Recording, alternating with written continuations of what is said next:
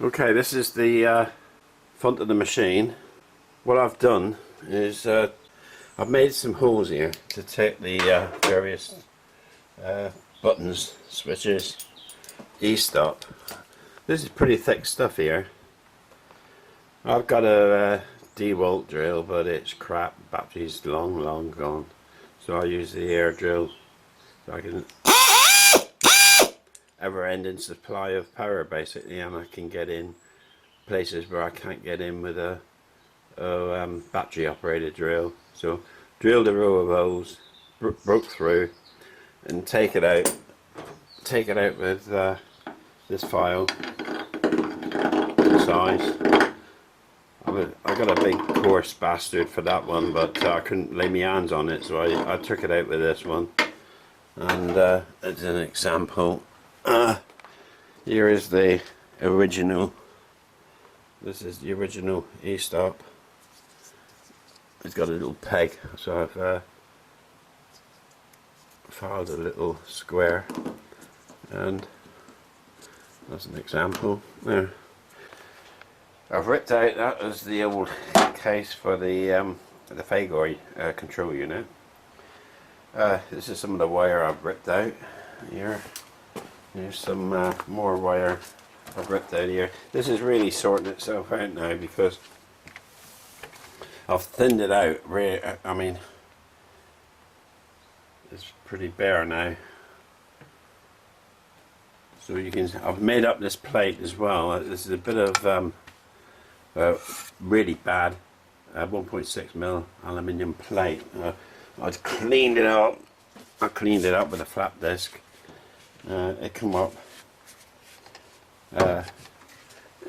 like semi sort of rough brushed aluminium. So it was a piece of totally scrap aluminium that I was able to use. Well, what I've done, I've mounted, machined up some 8mm standoffs,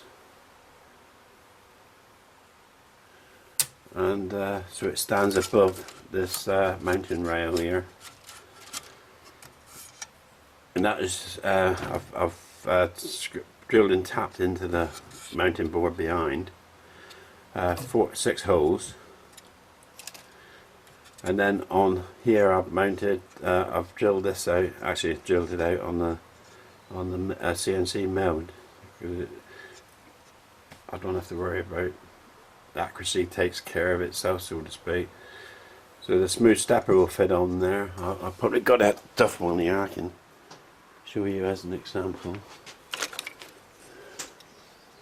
Well, I should have a tough one here. I can't find it for the minute, but these was the stacking boards that I was using. These will stack one on top of the other, linked from the smooth stepper headers. You know, the IDC headers that's on the smooth stepper. And all I need now is a 2-meter USB cable to come out through the top of the machine for the plug into the laptop. So if I can do a quick resume of what the situation is. At the moment, mains, single phase mains comes in here up to a mains major sort of on-off switch. From there it comes up into the contactor, a new contactor, which is a single phase one. The control for the energizing, pulling it in, and for the e-stop goes off on those wires back up through to the new holes I've drilled at the front of the machine. And the power out from here now, first of all it goes into this fuse block here, and at the bottom one feeds the suds pump.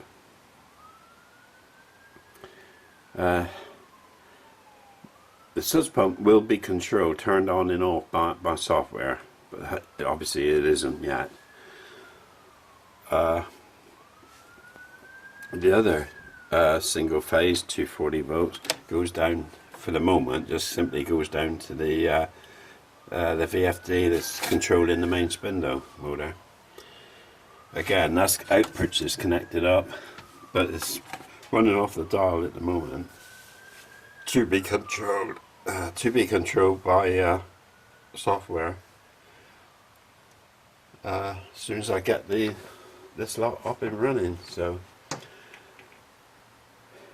the limit switches, I've already sorted out the limit switches. The cables are just tucked up here out of the way for the moment.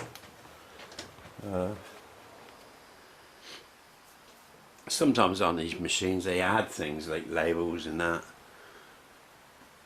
A load of crap. You know, it just makes a machine look untidy. It obviously was added for some reason in the past. Forgotten about my previous owner. Anyway, it really is bad, so I don't like these things. I'll drill them out, get rid of it.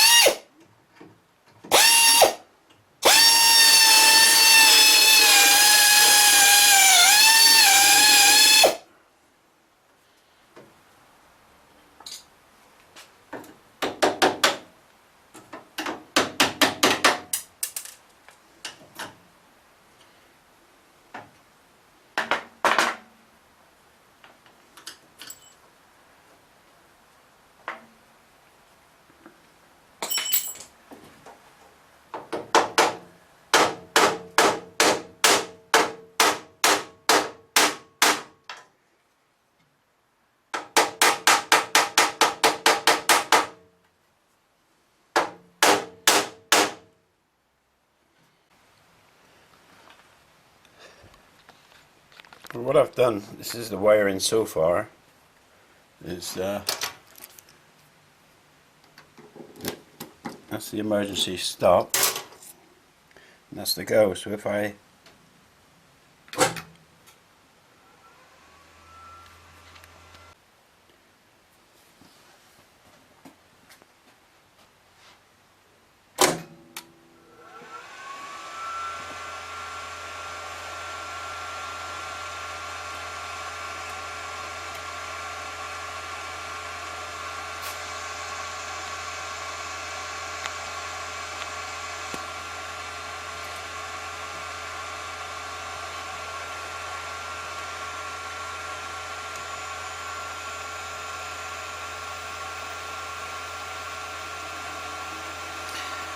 it slowly rises to 50 cycles. This is a small three-phase supply for the suds pump.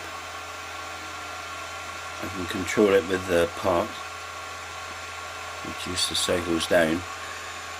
This will be switched by the Mach 3 program, but I won't be. I'll be presetting the speed of the pump by hand, because I think once we've set a happy medium, there's no point in varying it for no reason. There's just no point in varying it, is it?